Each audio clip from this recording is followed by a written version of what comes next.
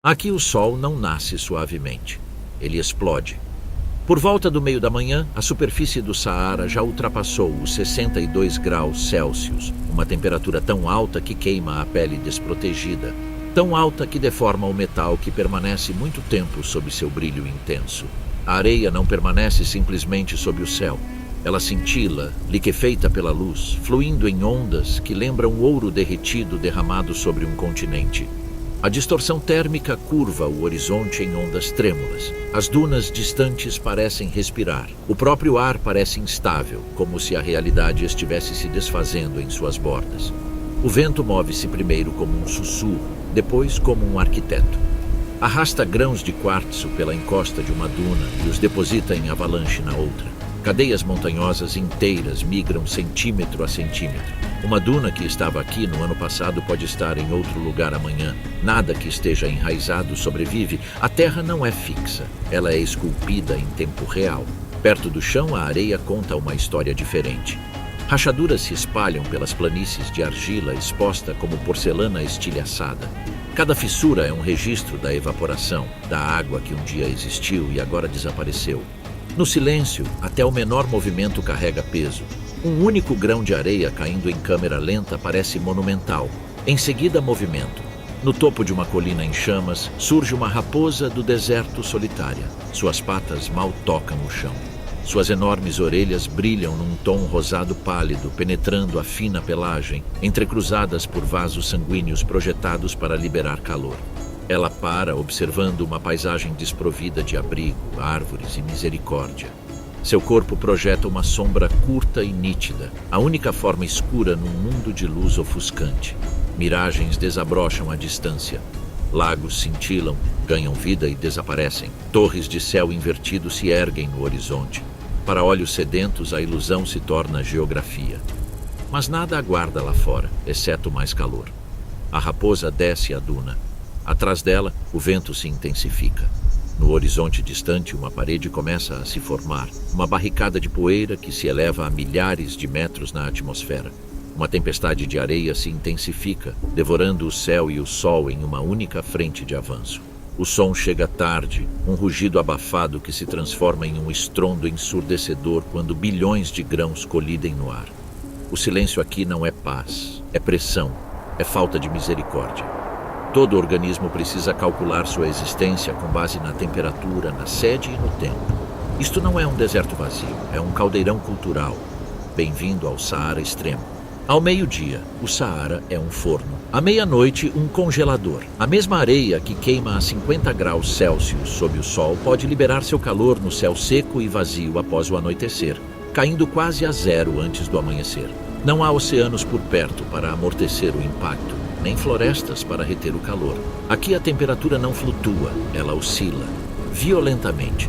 Todas as criaturas vivem entre esses extremos. A água não é apenas um recurso, é moeda, é poder, é tempo. Um único gole pode significar mais um dia de vida. Se muita água for perdida, o deserto começa sua silenciosa recuperação. Através de uma vasta planície pedregosa, uma gazela Dorcas move-se com precisão. Seus cascos mal tocam o solo. Ela não desperdiça energia em saltos, a menos que seja forçada a isso. A gazela raramente bebe água. Em vez disso, absorve a umidade dos arbustos dispersos que seleciona com precisão. Cada mordida é medida, cada passo calculado. Aqui não há abrigo, nem grama alta, nem matagais densos. O horizonte estende-se ininterrupto em todas as direções. A segurança depende da distância e da vigilância. Bem acima, no topo de uma coluna térmica invisível a olho nu, uma coruja águia do deserto observa o mundo aberto. Suas asas mal se movem. Desta altura, nada fica escondido.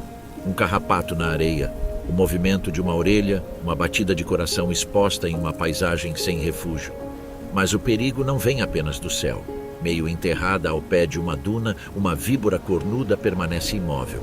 Apenas seus olhos e pequenos chifres supraorbitais emergem da areia. Ela não caça, ela espera. A temperatura de seu corpo reflete a do solo. Para suas presas, ela é parte da paisagem, uma ondulação entre as ondulações. Ao pôr do sol, outro caçador desperta. Uma raposa do deserto emerge da sombra de sua toca. Suas enormes orelhas se movem independentemente, mapeando o deserto com o som. Sob a areia, um besouro se agita. Um gerbo cisca. A raposa inclina a cabeça, triangulando com uma precisão surpreendente. O momento certo é tudo. Se você chegar cedo demais, a presa já se foi. Se chegar cedo demais, a oportunidade desaparece na escuridão. A gazela ergue a cabeça. A coruja ajusta seu vôo planado. A víbora aperta suas espirais invisíveis. No Saara, a sobrevivência é uma coreografia sem ensaio.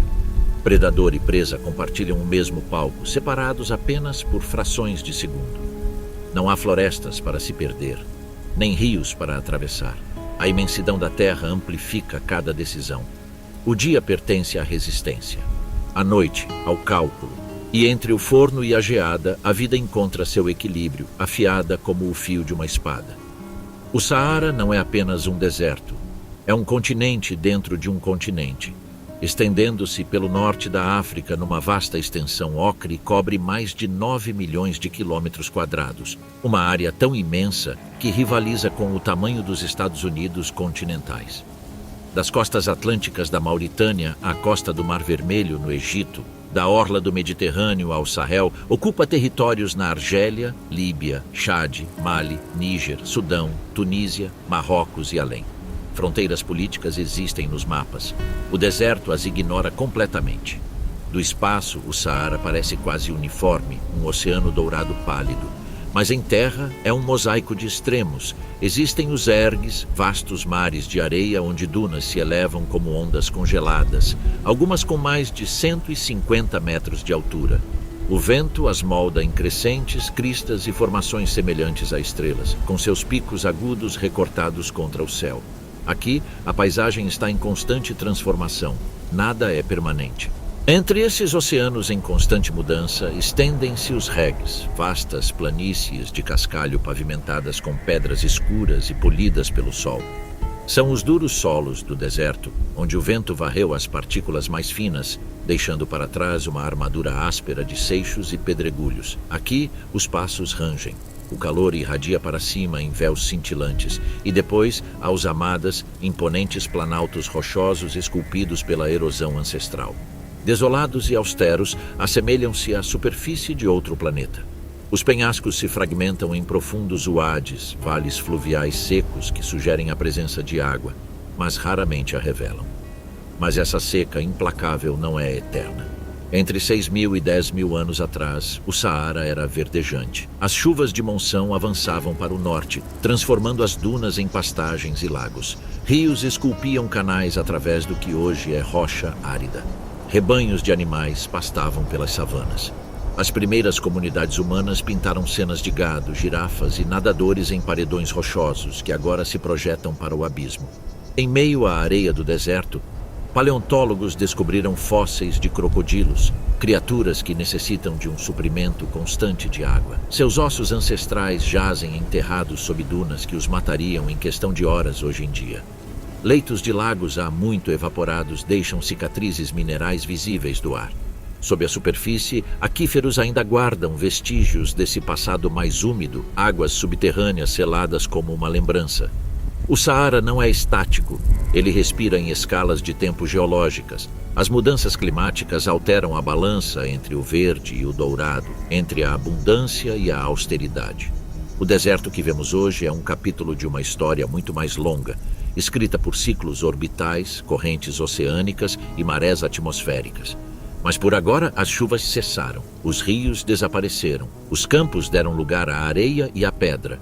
Hoje, restam apenas os sobreviventes mais especializados, a 136 graus Fahrenheit, aproximadamente 58 graus Celsius. A sobrevivência não depende mais da força física, depende da química do ambiente. O calor mata silenciosamente a princípio. As proteínas, as máquinas microscópicas dentro de cada célula viva, começam a se deformar. Quando as proteínas desnaturam, elas se decompõem e, ao se decomporem, param de funcionar. As enzimas falham, os músculos falham, os órgãos enfraquecem. Some a isso a desidratação, e o sangue engrossa, a circulação diminui e os sistemas de resfriamento entram em colapso. Na maioria dos ambientes, suar lhe dá tempo. No Saara, suar é um fardo. A evaporação da água pode resfriar o corpo, mas também drena a própria essência da vida.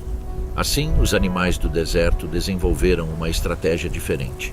Eles não desperdiçam água tentando vencer o sol. Eles o evitam. Através de uma lente térmica, o deserto ao meio-dia brilha como uma forja. A superfície irradia uma intensidade incandescente. Mas sob alguns centímetros de areia, as temperaturas despencam. O mundo muda de cor, de um branco ofuscante para azuis e roxos suaves. Essa fina camada marca a diferença entre a vida e a decomposição molecular.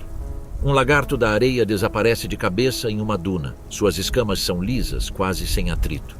Em segundos, ele para de rastejar e nada. Seus membros se dobram firmemente contra o corpo enquanto ele ondula sob a superfície, movendo-se pela areia como um peixe na água. No subsolo, isolado do inferno acima, sua temperatura corporal se estabiliza. De uma perspectiva térmica, apenas uma sombra tênue e em movimento denuncia sua presença. Perto dali, um gerbil, todo pernas e tensão, espera o anoitecer para sair. Durante o dia, abriga-se em uma toca selada, tampando a entrada para reter o ar mais fresco. Seus rins são obras-primas de eficiência, extraindo até a última gota de umidade dos alimentos. Ele não transpira, não desperdiça. Quando a noite cai e o solo esfria, ele entra em ação, atravessando o terreno aberto com saltos ágeis que minimizam o contato com o solo quente. Até mesmo os menores habitantes do Saara obedecem a esse ritmo. Besouros tenebrionídeos escuros e blindados movem-se cautelosamente pelas dunas durante as horas mais seguras. Algumas espécies erguem seus corpos sobre suas longas pernas, afastando-se da superfície escaldante. Outras escalam os cumes das dunas ao amanhecer, inclinando as costas em direção à fina névoa costeira, permitindo que gotículas microscópicas se condensem e se filtrem para dentro de suas bocas. Quando o calor se torna verdadeiramente insuportável, algumas espécies entram em estivação, um estado de animação suspensa semelhante à hibernação, mas desencadeado pelo calor em vez do frio. O metabolismo desacelera, os movimentos cessam. A vida é reduzida ao mínimo necessário para a sobrevivência. No Saara, a resistência não é ruidosa, é microscópica, é celular, é a arte de evitar a destruição passo a passo. O deserto não recompensa aqueles que lutam contra o sol, recompensa aqueles que pensam melhor. Ao meio-dia, o Saara se transforma em um teste de projeto. Algumas criaturas não fogem do sol, elas o dominam. A raposa do deserto é pouco mais alta que um gato doméstico, mas suas orelhas podem atingir 15 centímetros de comprimento, estruturas vastas e delicadas, entrelaçadas por uma densa rede de vasos sanguíneos. À luz da tarde, essas orelhas se transformam em radiadores. O sangue aquecido pelo núcleo da raposa flui para fora, espalhando-se através de membranas finas onde o ar que passa remove o excesso de calor. Sob ampliação, os vasos pulsam e se ramificam como rios carmesins contra a pele pálida. À distância, a raposa parece frágil. Na realidade, ela é projetada para o equilíbrio térmico. Ele não transpira. Em vez disso, ofega, mas não freneticamente. O ritmo é controlado, superficial, preciso. As respirações rápidas evaporam a umidade de sua língua e vias aéreas, liberando calor sem uma perda catastrófica de água. Entre cada respiração, ele faz uma pausa. A conservação é instintiva. Ao se mover, escolhe seus ângulos com cuidado. A raposa segue as sombras projetadas pelas pequenas elevações e arbustos esparsos, movendo-se de uma estreita faixa de sombra para outra.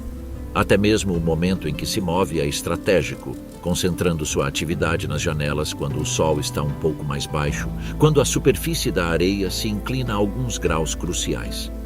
Através de uma planície pedregosa, o Adax move-se com passos lentos e deliberados.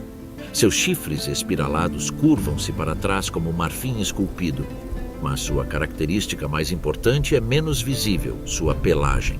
Pálida, quase branca no verão, a pelagem do Adax reflete uma parte significativa da radiação solar incidente. Sob essa pelagem, uma notável tolerância à temperatura corporal elevada permite que ele retarde a transpiração por muito mais tempo do que a maioria dos mamíferos. Enquanto outras espécies precisam se resfriar rapidamente ou perecer, o Adax permite que sua temperatura interna suba alguns graus antes de ativar mecanismos de resfriamento dispendiosos. Essa hipertermia controlada reduz a perda de água, uma aposta fisiológica que compensa em uma terra sem rios.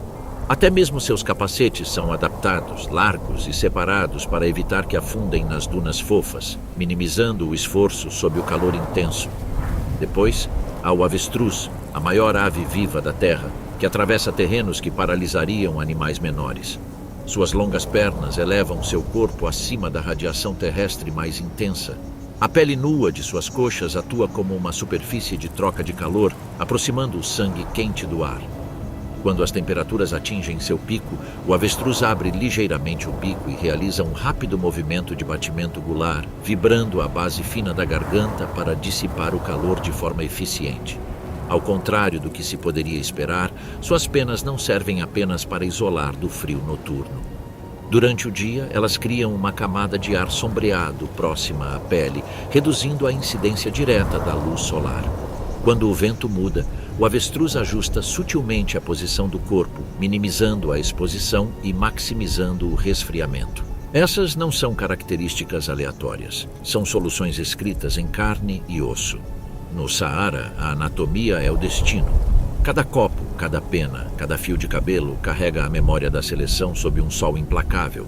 Mas até mesmo os mestres da luz do dia acabam se rendendo. Quando o sol se põe, surge outro reino. A mudança é abrupta. Numa hora, a areia irradia uma fúria contida.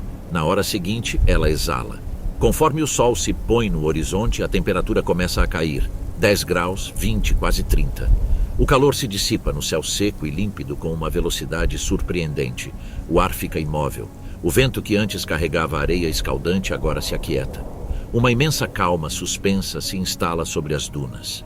O Saara à noite não é apenas mais fresco, ele se transforma. Acima, o céu se abre com uma clareza impossível. Com quase nenhuma umidade para dispersar a luz, as estrelas brilham com uma precisão cristalina. A Via Láctea se estende sobre nossas cabeças como sal derramado sobre veludo negro. As constelações brilham mais intensamente aqui do que na maioria dos lugares da Terra. Não há luzes da cidade, nem neblina, nem bruma. Apenas distância. Na superfície, a areia que antes queimava agora esfria rapidamente. Uma leve geada penetra em suas camadas superficiais. Nesse mundo transformado, um novo movimento começa. Uma raposa de Hüppel emerge de sua toca, mais elegante e ligeiramente maior que sua prima, a raposa do deserto. Sua pelagem parece prateada sob a luz das estrelas, mesclando-se perfeitamente com as dunas iluminadas pelo luar. A princípio, caminha com cautela, pressionando as patas na areia fria que, no fundo, ainda guarda a lembrança do calor do dia. Cada passo é deliberado. Cada pausa, um ato de escuta. Perto dali, um gerbil pálido espreita para fora da entrada de uma toca. Seus bigodes se contraem, captando vibrações que se propagam pelo solo. Em questão de segundos, ele sai disparado, com a cauda ondulando como uma pincelada delicada. Busca alimento rapidamente, recolhendo sementes que o vento trouxe ou que animais diurnos deixaram passar. Cada movimento é uma manobra calculada contra os predadores que agora dominam a escuridão. Sob a luz ultravioleta, invisível ao olho humano, mas presente na noite do deserto, outra dimensão emerge. Os escorpiões começam a brilhar. Seus exoesqueletos emitem uma estranha fluorescência azul esverdeada, como se estivessem carregados internamente. O fenômeno é uma peculiaridade da composição química de sua cutícula, mas aqui os transforma em caçadores espectrais. Entre eles, move-se um dos mais formidáveis, o escorpião da morte. Amarelo pálido e quase translúcido, avança com precisão calculada. Suas pinças sondam a areia. Sua cauda se arqueia sobre a cabeça, seu ferrão pronto para disparar, com uma potência neurotóxica aprimorada ao longo de milhões de anos. Acima desse silencioso teatro terrestre, asas cortam o ar sem um sussurro. Uma coruja águia do deserto desliza entre as dunas, suas penas projetadas para amortecer a turbulência. As bordas dianteiras de suas asas são serrilhadas, dividindo o fluxo de ar em correntes mais suaves. Nenhuma rajada de vento denuncia sua descida. Para o jerboa, o perigo chega como uma sombra antes do som. Este é o turno da noite. Durante o dia, Os especialistas refugiam-se no subsolo ou conservam energia. Os habitantes noturnos herdam o terreno. A temperatura já não ameaça o colapso celular, mas a vulnerabilidade permanece constante. No Saara, a escuridão não significa segurança, significa novas regras. E sob um céu resplandecente de estrelas, a sobrevivência continua, mais silenciosa, mais fria e igualmente implacável. A noite se aprofunda e o deserto se intensifica. Em uma duna pálida, quase indistinguível da areia, um gato da areia se agacha, com a barriga quase tocando o chão. Sua pelagem tem a cor da poeira iluminada pelo luar, pontilhada por listras tênues que se dissolvem na sombra. Suas orelhas largas e triangulares se movem independentemente, captando vibrações imperceptíveis ao olho humano. Mais adiante, sob uma crosta de areia fria, algo se agita. O gato congela. Suas pupilas se dilatam em poços negros, absorvendo cada brilho das estrelas. O deserto não oferece refúgio, então o gato da areia se torna a própria imobilidade. Minutos se passam. Uma brisa muda de direção. O gato avança, uma pata posicionada com precisão cirúrgica, os dedos ligeiramente afastados para distribuir o peso, evitando o estalo suave dos grãos quebradiços. Um gerbo pálido emerge perto da raiz de um arbusto, alheio ao que o rodeia. Começa a alimentar-se, movendo rapidamente os seus minúsculos incisivos. Os músculos do gato da areia se contraem invisivelmente sob sua pelagem. Sua cauda enrijece para manter o equilíbrio.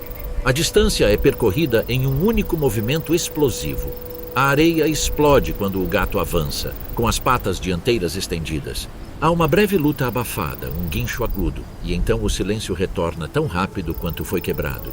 Nem todos os caçadores dependem da velocidade. Ao pé de outra duna, uma víbora cornuda inicia seu lento movimento pela areia. Ela não se move em linha reta, mas sim lateralmente, erguendo partes do corpo da superfície quente e posicionando-as em espirais alternadas. Esse movimento minimiza o contato com temperaturas extremas e deixa uma série distinta de pegadas paralelas gravadas na encosta iluminada pelo luar.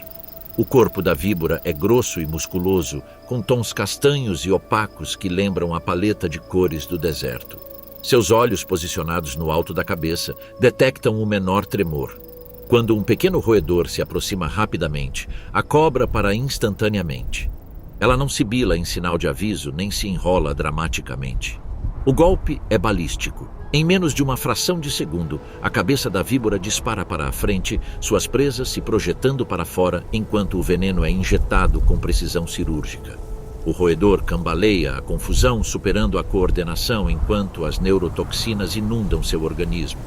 A cobra espera, conservando energia, antes de seguir as vibrações que se dissipam para abocanhar sua presa. Em outro lugar, um ouriço do deserto se move pela vegetação rasteira, menor e mais pálido que seus parentes de clima temperado. Ele fareja e bufa suavemente, remexendo os detritos em busca de besouros e larvas. Não é um predador de topo, mas é implacável. Quando perturbado, não foge imediatamente. Em vez disso, se enrola formando uma esfera compacta, com os espinhos eriçados, uma barricada viva. Acima de todos eles, a coruja continua sua patrulha silenciosa. A predação no Saara não é caótica, é calculada, eficiente e controlada. A energia não pode ser desperdiçada. Cada perseguição envolve um risco. Cada fracasso custa calorias que não podem ser repostas. Na escuridão, a morte é rápida, mas nunca descuidada. E as dunas, indiferentes e eternas, engolem as evidências pela manhã. Numa terra onde nada resta, o movimento torna-se sobrevivência. O Saara não oferece rios permanentes nem pastagens previsíveis. Chove raramente e de forma imprevisível. A vegetação floresce brevemente e depois desaparece. Permanecer em um só lugar implica o risco de seca. É por isso que algumas espécies optam por outra estratégia. Tornam-se nômades. Ao amanhecer, um pequeno grupo de gazelas dorcas atravessa uma planície pedregosa. Suas silhuetas se recortam delicadamente contra o horizonte que se estende. Elas não migram com o clamor dramático e estrondoso das manadas de gnus. Seu movimento é mais silencioso, mais sutil, guiado pelas mudanças sazonais das chuvas esporádicas e pelo verde tênue dos arbustos distantes. Quando tempestades atingem uma região, As gazelas se movem em sua direção. Quando o solo seca, elas se movem novamente. Seus corpos são esguios, feitos para a resistência e não para a velocidade bruta. Elas podem sobreviver longos períodos sem beber água diretamente, absorvendo a umidade das folhas e caules. Mas, eventualmente, até mesmo as mais resistentes precisam aproveitar a oportunidade. Mais adentro do deserto, o antílope adax se move em grupos ainda menores. Outrora comum, agora raro, é um dos animais mais especializados do Saara. Seus cascos largos distribuem seu peso pela areia fofa, evitando que afunde. Caminha lentamente, conservando energia, às vezes percorrendo dezenas de quilômetros em busca de brotos, impulsionado por chuvas distantes que talvez nunca tenha presenciado diretamente. Sua pelagem clara reflete a luz do sol, e sua fisiologia tolera altas temperaturas corporais que estressariam outros mamíferos. O movimento do adax não é apressado. É deliberado, quase meditativo, uma longa negociação com a escassez. E depois há o camelo. O dromedário, com sua corcova singular e andar alongado, tornou-se inseparável da vida humana no Saara.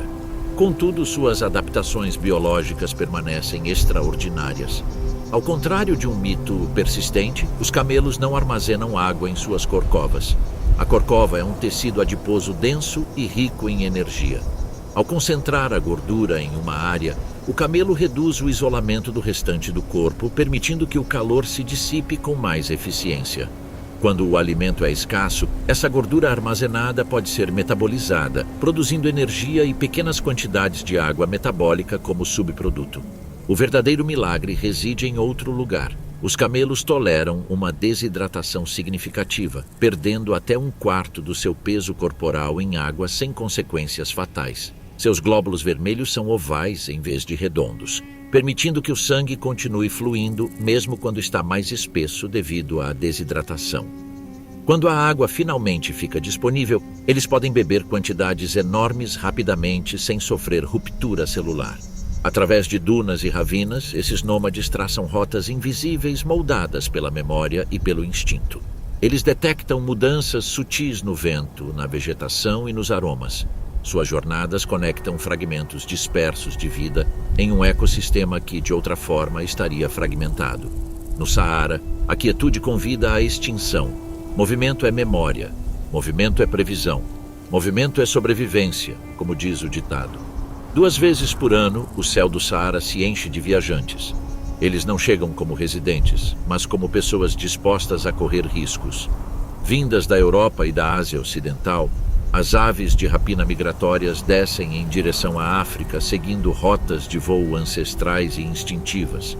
Bútios, tartaranhões ruivos e águias calçadas com as asas estendidas ascendem em círculos, aproveitando as colunas ascendentes de ar quente.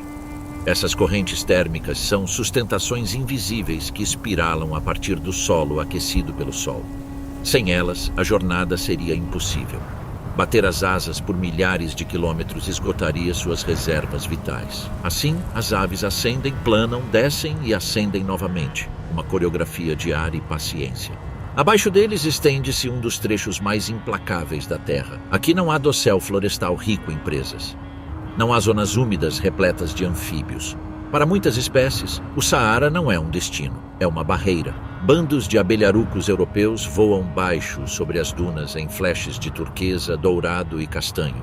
Suas asas pontiagudas cortam o ar seco enquanto seguem para o sul.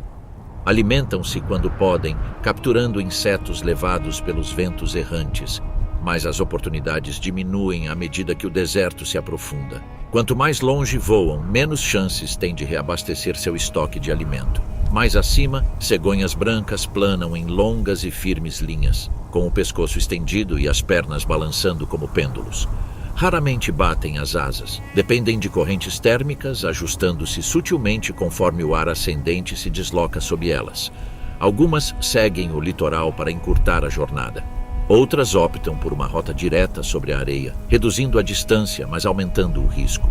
Ao meio-dia, as correntes térmicas se intensificam.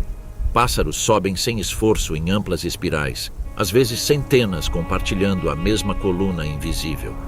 Mas quando o sol se põe e o ar esfria, a sustentação desaparece. O céu se fecha. Agora, a sobrevivência depende da energia armazenada. Uma jovem ave de rapina, subestimando a distância, hesita. Suas batidas de asas tornam-se laboriosas. Ela desce em arcos cada vez maiores, procurando por presas onde não há nenhuma. A areia não oferece poleiro nem sombra. Se pousar muito longe da borda do deserto, o esgotamento poderá selar seu destino. As chances de sobrevivência diminuem a uma margem extremamente tênue, medida em gramas de gordura e minutos de força. Alguns não conseguem. No entanto, a maioria consegue. Instinto, timing e memória evolutiva os guiam através dessa imensidão ano após ano. O Saara é um filtro implacável, mas constante. Apenas aqueles calibrados com precisão suficiente conseguem atravessá-lo. E espalhados por essa extensão, encontram-se santuários raros, lugares onde a água quebra a monotonia do dourado, onde palmeiras se erguem como pontos de exclamação verdes acima da areia. Oásis. Ilhas de alívio em um mar de calor. Sob a superfície escaldante do Saara, a água aguarda. Ela não corre em rios visíveis, não brilha sob o céu aberto, repousa nas profundezas da areia, aprisionada em vastos aquíferos subterrâneos, reservatórios ancestrais formados quando este deserto era verdejante. Parte dessa água caiu como chuva há milhares de anos, infiltrando-se e ficando presa sob camadas de rocha. É água fóssil, mais antiga que a memória. Fraturas geológicas raramente permitem que ele ascenda. Um oásis parece quase uma miragem solidificada, uma erupção repentina de verde contra o dourado infinito. Palmeiras datileiras se erguem, suas folhas se abrindo em desafio deliberado ao sol. Suas raízes penetram fundo, buscando umidade escondida. Em sua sombra, o ar refresca gradualmente. A terra se amolece.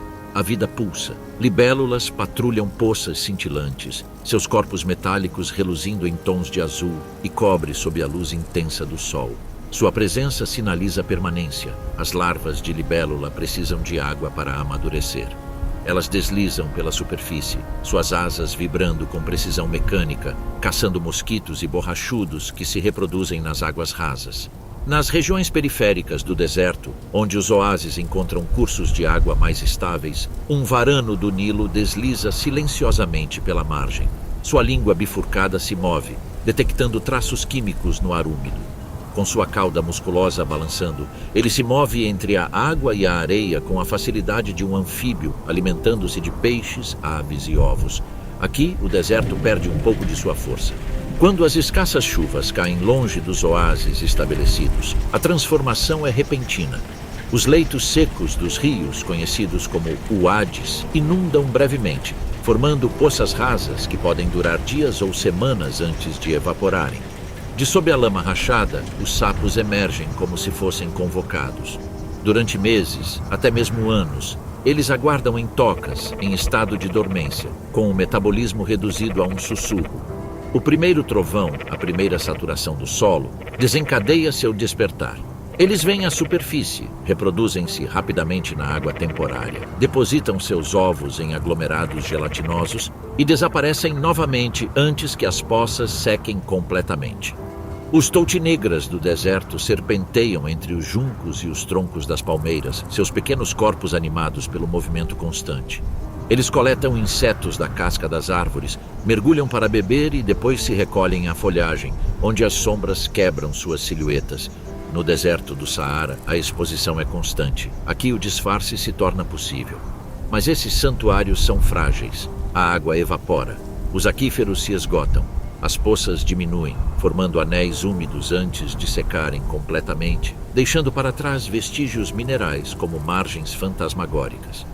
No Saara, a água não conquista o deserto. Negocie com ele.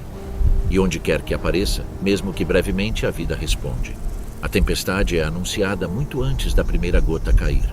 No horizonte, as nuvens se elevam como fortalezas escuras, imponentes bigornas forjadas pelo ar instável e pela umidade distante. O trovão ribomba na pedra exposta, ressoando sem impedimentos. O vento muda abruptamente, trazendo o aroma da chuva para uma terra que talvez não a tenha sentido há anos. Então o céu se abre. Aqui a chuva não cai suavemente. Ela cai torrencialmente, atingindo a areia e as rochas com força explosiva. O solo seco, endurecido por meses de calor, não consegue absorvê-la com rapidez suficiente. A água escorre pela superfície, formando pequenos riachos e, em seguida, torrentes. Em questão de minutos, leitos de rios secos e silenciosos, antes vazios, transformam-se em canais caudalosos de água marrom e revolta. Enchentes repentinas varrem vales estreitos, arrastando galhos, pedras e arbustos inteiros em seu rastro. A violência é breve, mas absoluta. Dunas desmoronam em suas bordas. Planícies de cascalho reluzem sob a torrente repentina. O deserto, tão recentemente imóvel, avança com força imparável. E então, tão repentinamente quanto começou, a chuva termina. As águas da enchente recuam, infiltrando-se no solo poroso ou evaporando sob o sol que retorna. O que resta parece sutil a princípio. Terra úmida, poças rasas aprisionadas em depressões. Mas sob a superfície, algo extraordinário já começou. Sementes que permaneceram dormentes por anos reagem à umidade como instruções codificadas finalmente ativadas. Um vídeo em time-lapse revelaria isso de forma dramática. A terra rachada amolece, minúsculos brotos verdes surgem, folhas desabrocham em uma coreografia frenética. Em poucos dias, a paisagem se inunda de cores, amarelos, roxos, breves explosões de flores brancas. O deserto floresce não gradualmente, mas com urgência. Os insetos reagem primeiro. Formigas emergem de câmaras escondidas, reorganizando suas colônias em torno de novos recursos. Besouros se multiplicam. Cupins alados surgem em enxames repentinos, enchendo o ar com nuvens densas e vibrantes. Libélulas aparecem como que do nada, patrulhando poças temporárias agora repletas de larvas. Os roedores respondem com a mesma rapidez. Gerbos pálidos e gerbos aproveitam a abundância de sementes e insetos, acelerando seus ciclos reprodutivos para se adaptarem à oportunidade. Fêmeas que normalmente atrasariam a reprodução agora têm ninhadas programadas para coincidir com a abundância. Os picos populacionais se espalham, atraindo predadores atraídos pelo cheiro e pelo movimento. Por algumas breves semanas, o Saara vibra com intensidade. Mas o deserto mantém registros rigorosos, as poças secam, as pétalas caem, a grama seca e racha sob o calor renovado. O que brotou verde retorna à semente e à toca. Inundações repentinas não são anomalias aqui, são reinicializações. Violência e renascimento comprimidos em poucos dias. O Saara não se nutre lentamente. Ele acende a vida em rajadas e, com a mesma rapidez, exige resiliência novamente. A escala desmorona no Saara. De longe, o deserto parece vazio, um império de areia e silêncio. Mas à medida que a câmera se aproxima, dando um zoom ainda maior, grãos individuais emergem como rochas e uma civilização diferente é revelada. Aqui, os insetos reinam absolutos. Ao amanhecer, enquanto a névoa costeira avança para o interior a partir da orla atlântica do deserto, um besouro escuro escala o topo de uma duna. Seu exoesqueleto negro absorve o tênue calor da luz da manhã. Ao chegar ao topo, realiza um ritual curioso. Ergue o abdômen e abaixa a cabeça até a areia. A postura parece quase cerimonial. É engenharia. Protuberâncias microscópicas nas camadas endurecidas de suas asas promovem a condensação. Gotículas de água da neblina se acumulam e formam gotas ao longo de suas costas, tornando-se mais pesadas até que a gravidade as puxe para baixo. Elas rolam em direção às peças bucais do besouro. Gota a gole, o deserto produz umidade não de rios, mas do ar. Esta é a sobrevivência medida em milímetros. Nas proximidades, as vias de acesso das formigas vibram com a atividade. Fileiras finas de formigas operárias emergem das entradas ocultas de seus formigueiros, cada uma carregando fragmentos de folhas, sementes ou restos de insetos. Não há causa em seus movimentos. Trilhas químicas, feromônios, formam caminhos invisíveis pela areia, guiando milhares delas com precisão algorítmica. Se uma formiga encontra um depósito de sementes exposto após uma tempestade, ela retorna à colônia, deixando um rastro de odor mais forte. Em poucos minutos, chegam reforços. Uma fonte de alimento desaparece em silêncio disciplinado. A colônia sobrevive não pela força bruta, mas pela coordenação. Às vezes, o reino dos insetos explode e se transforma em algo muito maior. Enxames de gafanhotos começam de forma discreta, como gafanhotos solitários, se alimentando após as escassas chuvas. Mas, sob certas pressões ambientais, a aglomeração desencadeia uma transformação. Quando a vegetação floresce brevemente após chuvas intensas, os gafanhotos se multiplicam rapidamente. À medida que seu número aumenta, o contato físico constante, o atrito das patas, altera sua biologia. Os hormônios mudam, seus corpos escurecem, seu comportamento se altera. Insetos solitários tornam-se sociais, seu apetite se intensifica, suas asas se fortalecem, nasce um enxame. O que começa como indivíduos dispersos pode se unir em uma tempestade viva de bilhões. Do chão, o som vem primeiro, um crescendo seco e vibrante como uma chuva distante. Então o céu escurece. Os gafanhotos sobem em ondas sincronizadas, batendo as asas em um ritmo mecânico. Eles consomem quase tudo em seu caminho: grama, plantações, arbustos, até mesmo cascas de árvores. No Saara, essas pragas são episódicas, mas devastadoras. Elas não respeitam fronteiras entre terras selvagens e cultivadas. Uma flor que antes alimentava roedores e gazelas torna-se combustível para uma invasão aérea. O deserto, por um breve período generoso, restaura seu equilíbrio através do excesso. Aproxime-se novamente. Entre 2 grãos de areia, uma minúscula larva de besouro rói restos orgânicos invisíveis a olho nu. Cupins constroem câmaras subterrâneas que regulam a umidade e a temperatura com uma precisão surpreendente. Besouros rola-bosta esculpem esferas de sobrevivência a partir de esterco de camelo, reciclando nutrientes no solo árido. Os insetos não apenas sobrevivem no Saara, eles o processam, arejam sua crosta, dispersam suas sementes, decompõem seus escassos recursos e formam a base de quase todas as cadeias alimentares. A raposa caça o gerbil come as sementes, as formigas as preservam ou as enterram. Todo o sistema depende da quitina e da paciência. Permanecer de pé no Saara é contemplar o vazio. Ajoelhar-se é testemunhar o império.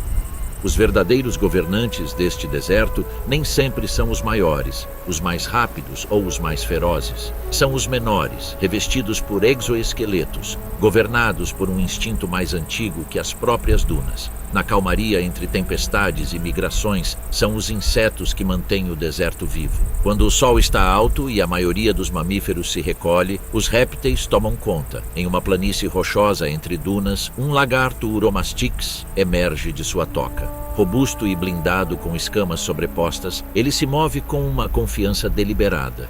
Sua cauda pesada, rodeada por espinhos afiados, desliza suavemente pela areia como uma arma medieval. Ao contrário de muitos predadores do deserto, o Uromastix é principalmente herbívoro.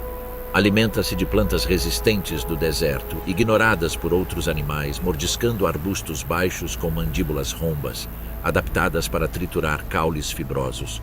Por volta do meio da manhã, ele se posiciona bem na entrada de sua toca, metade na sombra, metade na luz. Isso é termorregulação em ação. O excesso de sol e proteína começa a cobrar seu preço. A falta de calor retarda a digestão. O lagarto oscila sutilmente entre a luz e a sombra, ajustando gradualmente a temperatura corporal. Quando ameaçado, ele se refugia instantaneamente em seu túnel, bloqueando a entrada com sua cauda pontiaguda, um escudo vivo firmemente posicionado contra intrusões. Mais adiante, em um leito seco de rio, um lagarto monitor se move com intenções predatórias. Mais comprido, mais esguio e inconfundivelmente alerta, ele projeta sua língua bifurcada para dentro e para fora, coletando vestígios químicos no ar. Cada movimento envia partículas microscópicas de odor para um órgão sensorial especializado em seu palato, o órgão de Jacobson, que traduz o cheiro para uma direção específica. Ele para. Mais adiante, encontra-se um ninho de ovos enterrados. O lagarto monitor começa a cavar com suas poderosas patas dianteiras, espalhando areia atrás de si. Suas garras são curvas, adaptadas para cavar. Em poucos minutos, o ninho é exposto. A sobrevivência no Saara favorece aqueles que conseguem encontrar calorias escondidas. Em um afloramento rochoso exposto, um lagarto agama transforma o deserto em um palco. Um macho, com sua intensa coloração territorial, corpo azul elétrico e cabeça laranja brilhante, inicia uma série de flexões. Ele sobe e desce ritmicamente, sua papada pulsando e sua cabeça se movendo com uma precisão exagerada. Isso não é exercício, é propaganda. Os rivais são avisados, as fêmeas ficam impressionadas. A exibição precisa ser ousada o suficiente para ser vista em campo aberto, mas eficiente o bastante para evitar o superaquecimento. Lá embaixo, na areia fina, ao pé de uma duna, apenas 2 olhos com chifres emergem à superfície. A víbora cornuda aguarda. Seu corpo jaz enterrado, suas espirais comprimidas sob um fino véu de grãos. Os chifres acima dos olhos distorcem seu contorno, projetando pequenas sombras que imitam detritos. Um gerbo passa correndo, parando para cheirar uma semente caída. A víbora não se move. A distância é reduzida a centímetros. Num turbilhão repentino, a areia explode. O ataque é instantâneo. As presas perfuram. O veneno é liberado. A cobra recua antes mesmo de sentir qualquer resistência. O roedor cambaleia, com as toxinas percorrendo sua corrente sanguínea. A víbora o rastreia não pela visão, mas pela vibração, seguindo os tremores que se dissipam na areia. Os répteis não desperdiçam movimento. Eles medem a energia como medidores em um país de escassez. Nas dunas, a sobrevivência é uma questão de sangue frio, no sentido mais literal. Um equilíbrio entre o calor absorvido, as calorias armazenadas e os riscos calculados. O sol pode dominar o Saara, mas em terra reinam o equilíbrio e o silêncio. Ele vai aonde quase ninguém mais se atreve. O guepardo do Saara não é apenas uma raridade, mas quase um mito. Um fantasma que vagueia por uma das paisagens mais acidentadas da Terra. Acredita-se que menos de algumas centenas sobrevivam, espalhadas por regiões remotas da Argélia, Níger e Mali. A maioria das pessoas jamais verá um na natureza. Muitos viajantes do deserto duvidam de sua existência. Mas eles fazem sim. Ao contrário de seus parentes da savana, os guepardos do Saara se adaptaram a um mundo onde a luz do dia é mortal. Sua pelagem é mais clara, quase descolorida pela luz do deserto, e suas manchas são geralmente menores e mais dispersas, uma camuflagem adaptada à areia e à pedra, em vez da grama alta. Seus corpos ainda são feitos para a velocidade, mas aqui eles a usam com parcimônia. Não há grandes manadas para perseguir nem migrações previsíveis para interceptar. Quando o sol se põe, o fantasma desperta. As câmeras de monitoramento, máquinas silenciosas e pacientes fixadas nas paredes rochosas capturaram evidências fugazes. Em flashes infravermelhos, uma figura esguia surge contra as dunas enegrecidas. Seus olhos refletem prata, suas longas pernas se movem com fluidez e precisão.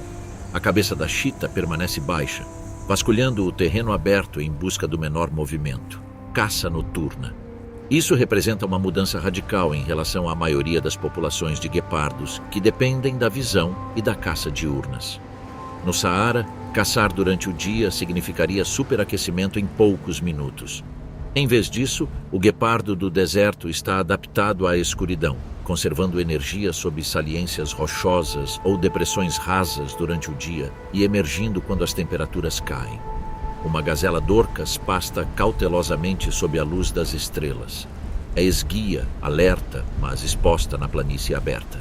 O guepardo avança lentamente, minimizando o ruído. Ao contrário da emboscada explosiva do gato da areia ou do ataque relâmpago da víbora, esta caçada depende de uma estratégia calculada. A distância importa. Na vastidão selvagem, a cobertura é quase inexistente. O guepardo para e seus músculos se tensionam. Quando corre, falo com uma eficiência devastadora, flexionando a coluna como uma mola comprimida e usando a cauda como um leme dinâmico. A areia espirra a cada passada. Por alguns segundos, predador e presa se misturam em movimento. Depois, a quietude retorna. Mas tais sucessos são raros. A densidade de presas é baixa. Cada perseguição frustrada consome calorias preciosas. Cada erro de cálculo tem um preço. O guepardo do Saara não pode se dar a esse luxo. Ele sobrevive com moderação. Em imagens diurnas captadas por câmeras escondidas, um deles pode aparecer descansando sob uma saliência rochosa, com os flancos elevando-se lentamente e as costelas mal visíveis sob uma fina camada de pelo. Trata-se de um predador criado para a abundância, que agora sofre com a escassez. Sua existência é um paradoxo. Uma criatura sinônimo de savanas abertas, persistindo em um deserto de extremos. O guepardo do Saara não é o governante desta terra, é o seu testemunho mais silencioso.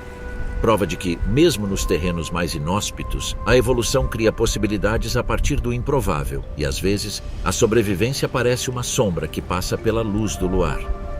Para além das grandes dunas centrais, onde o Saara se dissolve em vegetação rasteira e planícies pedregosas, dois carnívoros muito diferentes lutam pela sobrevivência: a hiena listrada e o cão selvagem africano. Um é um necrófago solitário, adaptado à paciência e à força. O outro é um caçador social, adaptado à coordenação e à velocidade.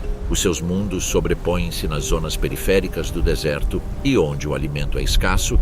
Essa sobreposição significa tensão. A hiena listrada se move principalmente sob a proteção da escuridão. Suas costas inclinadas e juba espessa lhe conferem uma silhueta robusta, quase inacabada.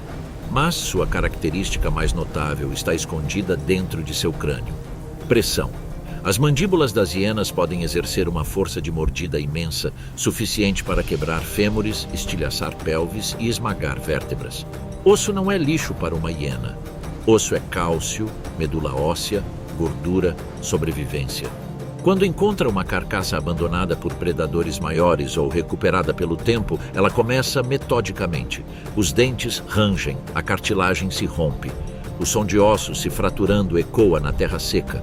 Nada é feito com pressa, nada é desperdiçado. Ao contrário de sua prima malhada, a hiena listrada costuma ser solitária nessas regiões. Ela depende menos da defesa em grupo e mais de furtividade e timing. Normalmente chega depois do caos, quando a poeira baixou e outros predadores já partiram, mas às vezes chega cedo demais. O cão selvagem africano, também chamado de lobo pintado, é uma criatura completamente diferente. Esguio, de pernas longas e com uma pelagem manchada como uma obra de arte abstrata, ele sobrevive graças à cooperação. Na periferia do deserto, os rebanhos são menores do que em ecossistemas mais ricos. As presas estão dispersas. A energia precisa ser conservada, mas quando a caçada começa, ela é realizada com precisão. Uma matilha concentra-se numa gazela ou antílope jovem. Não dependem apenas da velocidade. Usam a resistência. Perseguem a presa até a exaustão.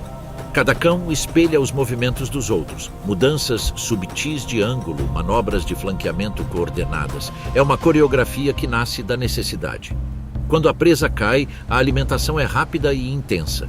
Os cães selvagens consomem rapidamente porque a demora incentiva o roubo.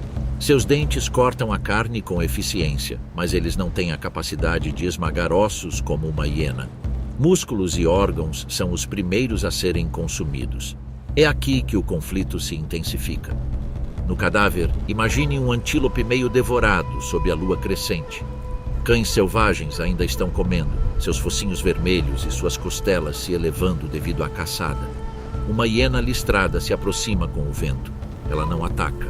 Ela observa, ela avalia o número de indivíduos. Hienas solitárias raramente confrontam uma matilha inteira diretamente. Mas se a matilha for pequena, estiver distraída ou já estiver saciada, o equilíbrio é perturbado. Os cães rosnam ao avistarem o intruso. Alguns avançam, rangendo os dentes com os rabos erguidos. A hiena permanece firme, com as mandíbulas ligeiramente abertas e a juba eriçada, um sinal de aviso que diz: eu posso quebrar o que vocês não conseguem. Às vezes os cães o espantam com sua grande quantidade. Às vezes eles se retiram depois de satisfazerem seu apetite, deixando ossos para trás. E às vezes há um confronto tenso, círculos, fintas, testes de coragem. Nas margens do Saara, nada pertence a ninguém por muito tempo. Os cães selvagens são caçadores do momento presente. A hiena é a curadora do que resta. Juntos, eles garantem que nem mesmo a morte seja prolongada. Em uma terra marcada pela escassez, a competição não é crueldade, é continuidade. O horizonte escurece sem aviso, sem nuvens, sem chuva, uma parede. Habub, a fortaleza móvel. Um habub é o fluxo de saída de uma tempestade em colapso. Ar frio descendo, impactando a superfície quente do deserto e se espalhando como um martelo invisível. Esse martelo levanta areia, depois mais areia. E então tudo fica solto o suficiente para obedecer às leis da física. De longe parece arquitetônico, uma parede vertical com quilômetros de largura, avançando com uma firmeza inquietante. O céu muda de azul para bronze, e depois para um cinza acastanhado sufocante.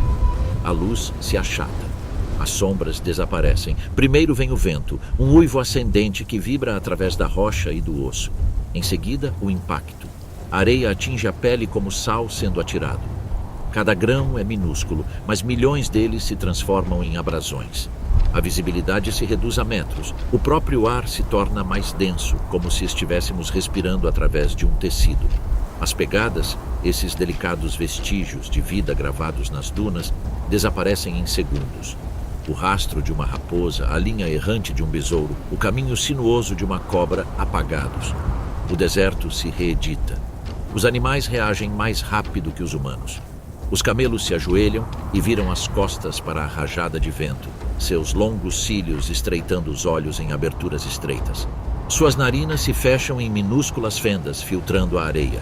Eles se tornam estátuas de paciência. As raposas desaparecem no subsolo. As tocas, cavadas para regular a temperatura, transformam-se em abrigos contra tempestades. Os lagartos se encaixam sob as rochas, achatando-se para evitar serem arrastados pela correnteza ou ficarem expostos. Os insetos mergulham em fendas invisíveis para nós. Até mesmo os pássaros descem, dobrando as asas, resistindo a ataques vindos de trás de afloramentos rochosos. A tempestade não discrimina. Ela raspa as dunas, dando-lhes novas formas, alisa as bordas das rochas e preenche depressões rasas. Pode soterrar completamente pequenos arbustos. Em casos extremos, animais desprotegidos podem sufocar sob os montes de neve que se movem. Uma cegueira temporária toma conta da terra. O sol se torna um brilho difuso. A noção de direção se desfaz. O que é para cima e para baixo se confundem enquanto o vento e a areia apagam os pontos de referência visuais. O som se distorce, um chiado constante acentuado por rajadas mais fortes. O tempo parece não passar. A percepção se torna palpável em câmera lenta. Grãos de areia se movem em camadas, deslizando sobre a superfície em ondas coordenadas. Partículas maiores ricocheteiam em arcos curtos, um processo chamado saltação, atingindo o solo e deslocando outras. É uma reação em cadeia da física, que se repete constantemente, mas a tempestade não é permanente. As nuvens de Habub tendem a se dissipar tão rápido quanto se formam. A parede se torna mais fina. A luz filtra-se através da poeira suspensa. O vento enfraquece até virar um sussurro, e o que resta é uma paisagem perturbada. As dunas deslocam seus cumes, as antigas trilhas desapareceram, novas cristas surgem onde antes não havia nenhuma. O deserto reconfigurou sua superfície como um vasto etch-a-sketch sacudido pelo céu. Os animais emergem cautelosamente. Uma raposa fareja o ar empoeirado. Um camelo se levanta e sacode a areia da pelagem. Os pássaros voltam a observar o céu. A tempestade cegou o mundo por um tempo, mas também o reiniciou. No Saara, até o caos faz parte do processo. Se você passar um tempo no Saara, ele lhe parecerá infinito. Dunas como ondas congeladas, horizontes impiedosos. Mas a geologia tem um senso de humor travesso. O Saara nem sempre foi tão árido. Houve épocas em que era verde. O termo Saara Verde refere-se a períodos ocorridos nos últimos centenas de milhares de anos, o mais recente entre 11.000 e 5.000 anos atrás, quando o norte da África experimentou condições muito mais úmidas. Essa fase é frequentemente chamada de período úmido africano. O mecanismo não é místico, é física orbital. A inclinação e a oscilação da Terra, cientificamente conhecidas como ciclos de Milankovitch, alteram a distribuição da luz solar pelo planeta. Em certas configurações, o hemisfério norte recebe luz solar mais intensa no verão. Esse aquecimento adicional intensifica o sistema de monções africano e o desloca mais para o norte. A chuva continua, as pradarias se expandem, rios escavam leitos no que hoje são planícies áridas. Lagos preenchem bacias que hoje contêm apenas poeira. O Saara se move com os ciclos climáticos, não é estático, ele flutua. Em lugares como Tassili, Nager, a arte rupestre conta uma história que a areia sozinha não consegue. Pintadas e esculpidas na pedra estão girafas, gado, hipopótamos e até nadadores. Essas não são alucinações de arqueólogos, são representações de um mundo mais úmido, uma paisagem capaz de sustentar grandes mamíferos e sociedades humanas pastoris. As imagens de animais sugerem que culturas pastoris prosperaram onde hoje quase não há pastagens. A arte rupestre não constitui dados climáticos em sentido estrito, mas sim evidência do comportamento humano. As pessoas pintavam o que viam. Sua arte ancora a teoria na realidade vivida. Em seu auge, durante períodos chuvosos, a bacia que hoje abriga o Lago Chad não era um remanescente em declínio. Era enorme, às vezes chamada de Mega Chad, e cobria uma área comparável à do Mar Cáspio. As margens daquele antigo lago ainda são visíveis em imagens de satélite. Fósseis de peixes aparecem longe das águas atuais. A Terra se lembra. Com o recuo das monções para o sul, as chuvas diminuíram. Os lagos evaporaram.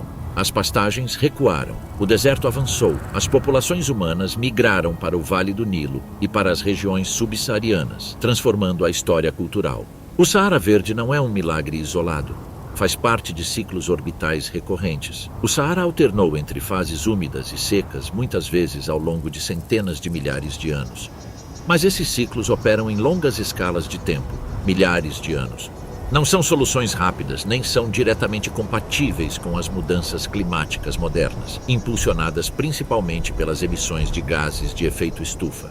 Mecanismos diferentes, escalas de tempo diferentes. O deserto é dinâmico, mas não caprichoso. A teoria do Saara Verde não afirma que as dunas vão florescer novamente na próxima terça-feira. Ela nos diz algo mais sutil, que o sistema climático da Terra é sensível a pequenas mudanças no balanço energético. Alguns pontos percentuais na distribuição solar podem transformar um continente inteiro. O Saara não é só areia, é uma lembrança da chuva, uma espera, lá no fundo do tempo, para que o céu mude novamente. O deserto não está vazio de gente, as negociações estão em andamento. Através do vasto Saara, viajam caravanas de tuaregues, vestidos de azul, pastores e comerciantes cujas vidas estão há muito entrelaçadas com as rotas dos camelos, do vento e da água. Da perspectiva da vida selvagem, eles não são conquistadores da terra, são participantes de seus ritmos. Uma caravana de camelos se move lenta e deliberadamente. Seus cascos cravam na areia com passadas macias e alongadas, projetadas para não afundar. Os animais pastam entre arbustos esparsos, colhendo o que podem sem revolver o solo. A mobilidade é fundamental. Permanecer em um só lugar por muito tempo danifica a terra. Os sistemas nômades evoluíram sob a mesma restrição que a vida selvagem. A escassez exige movimento. Os camelos são especialistas semi-domesticados do deserto. Seu pastoreio se sobrepõe ao de herbívoros selvagens como a gazela Dorcas, mas o período e o espaçamento geralmente variam. Os rebanhos se deslocam sazonalmente, guiados pela memória dos padrões de chuva e pela regeneração do pasto. Trata-se menos de posse da terra e mais de uma interpretação correta dela. Poços de água são instrumentos de igualdade social. Uma depressão rasa, preenchida por chuvas recentes ou sustentada por um aquífero profundo, atrai todo tipo de criatura. Camelos, cabras, gazelas, pássaros. Atenção na proximidade, mas também uma estranha coreografia. As gazelas se aproximam com cautela ao amanhecer ou ao entardecer, quando a atividade humana é baixa. O gado tende a beber água em horários previsíveis. A vida selvagem se adapta. Essa divisão temporal, na qual diferentes espécies utilizam o mesmo recurso em momentos distintos, reduz os conflitos. É um compromisso ecológico. Os predadores percebem, é claro. Um bebedouro concentra as presas, mas a presença nômade pode, involuntariamente, proteger a vida selvagem de ameaças maiores, como a caça ilegal ou assentamentos permanentes. A mobilidade humana impede o desenvolvimento excessivo. Acampamentos surgem e desaparecem sem a necessidade de concreto. Aqui, a coexistência não é uma harmonia romântica, é um alinhamento pragmático. Tribos nômades dependem de ciclos de pastoreio saudáveis. O sobrepastoreio hoje significa fome amanhã. A vida selvagem depende de matagais intocados e corredores de acesso entre as áreas de alimentação sazonais.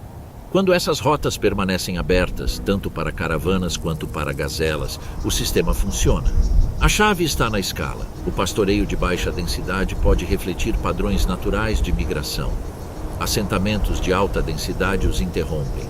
De uma perspectiva centrada na vida selvagem, os tuaregues são mais uma espécie em movimento numa paisagem em transformação. Suas tendas não oferecem sombra permanente. Seus camelos deixam rastros que desaparecem com a próxima tempestade. No Saara, a sobrevivência pertence àqueles que viajam com pouca bagagem. E às vezes, à beira de um bebedouro compartilhado, a linha entre o selvagem e o humano se confunde com algo mais antigo que as fronteiras. Um acordo silencioso escrito com sede. O Saara sempre foi implacável. Agora está sendo promovido. Não por causa da órbita, não por causa da lenta mecânica celeste, mas por causa da aceleração humana, da extração mais rápida, das fronteiras mais rígidas, da maior pressão sobre um sistema que evoluiu para o movimento. Os sistemas nômades outrora dependiam da mobilidade, mas as fronteiras modernas, a sedentarização e o crescimento populacional podem comprimir os rebanhos em áreas menores. Quando o gado permanece por muito tempo em zonas frágeis, os arbustos são removidos antes que possam se regenerar. As raízes morrem, o solo fica instável, o vento faz o resto. O sobrepastoreio não elimina apenas as plantas. Ele altera o albedo, a refletividade da superfície e a estrutura do solo. O solo exposto aquece mais rapidamente. A retenção de umidade diminui. Os microhabitats entram em colapso. As populações de insetos diminuem. Os roedores perdem seus abrigos. Os predadores perdem suas presas. A desertificação nem sempre é drástica. Às vezes é gradual.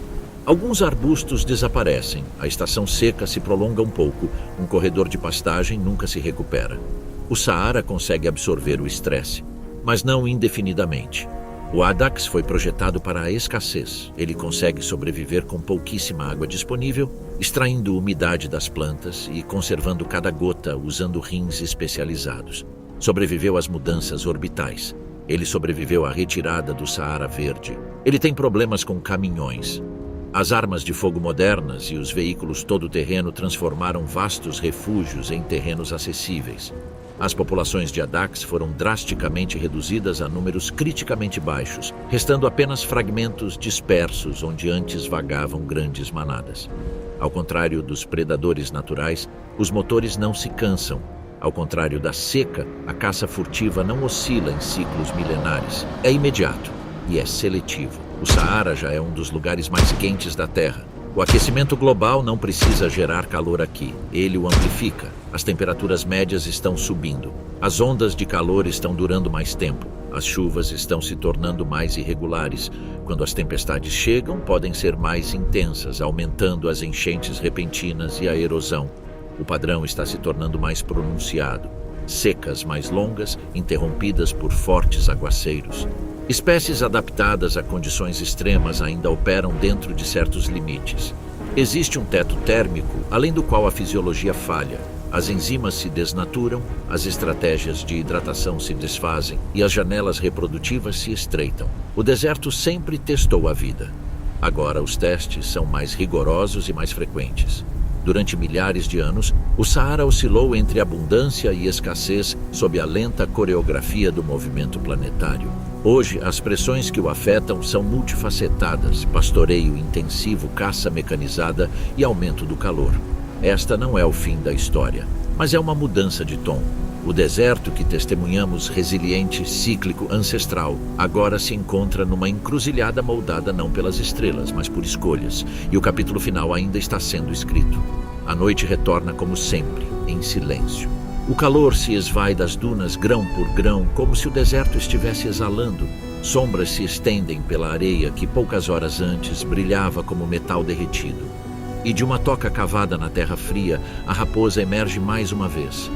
Não foi triunfante, sem desafios, eu simplesmente vivo. Suas orelhas se movem primeiro, suas antenas parabólicas sintonizadas com o menor tremor. O ar agora carrega histórias.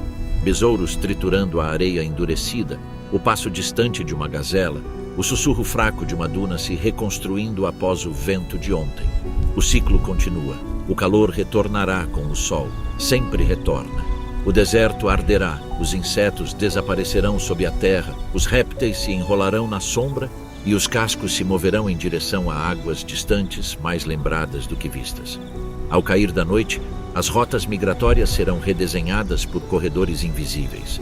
Gazelas serpenteando pelas planícies de cascalho, camelos cruzando o horizonte, predadores calculando distâncias à luz das estrelas. Então, talvez semanas depois, o céu ficará roxo. Uma tempestade se formará em algum lugar além do nosso alcance visual. Uma parede de areia avançará. Pegadas desaparecerão. Sementes aguardarão em silêncio. E se chover, raro, violento, milagroso, a terra responderá com uma verdura repentina, insetos se agitando, roedores se reproduzindo com otimismo frenético, pássaros ajustando seus mapas em pleno voo. Nada aqui é estático. Tudo é uma resposta. A raposa caminha levemente sobre a terra, que ao longo de milênios foi lago, prado, duna e leito de rio. Sob suas patas jazem aquíferos esculpidos por chuvas ancestrais. Ao seu redor estendem-se horizontes moldados por ritmos orbitais mais antigos que a linguagem. Acima dela giram estrelas que outrora guiavam caravanas e ainda hoje guiam migrações. O Saara não é um erro climático, é um sistema de extremos, e os extremos se refinam. Eles esculpem corpos que retêm até a última gota de umidade. Produzem besouros que coletam neblina, serpentes que deslizam sobre areia escaldante, antílopes que caminham por dias sem beber. Forjam culturas que migram em vez de conquistar, que interpretam o vento como um texto, que tratam a água como um pacto. A vida aqui não persiste apesar do Saara. É por isso que ele persiste. A pressão gera adaptação, a escassez gera eficiência, o calor cria oportunidades, a noite cria oportunidades, a raposa para no topo de uma duna. O vento alisa seus rastros quase tão rápido quanto os deixa. Nada nesta paisagem promete permanência. A sobrevivência não pertence aos mais fortes, mas aos mais receptivos. O amanhecer chegará. Ele sempre faz isso. A areia queimará novamente. O deserto nos testará mais uma vez. E em algum lugar sob a superfície, sementes, criaturas e histórias aguardarão o momento preciso para emergir. O Saara não perdoa a fraqueza, mas recompensa o equilíbrio. O que você acha? Deixe sua opinião nos comentários.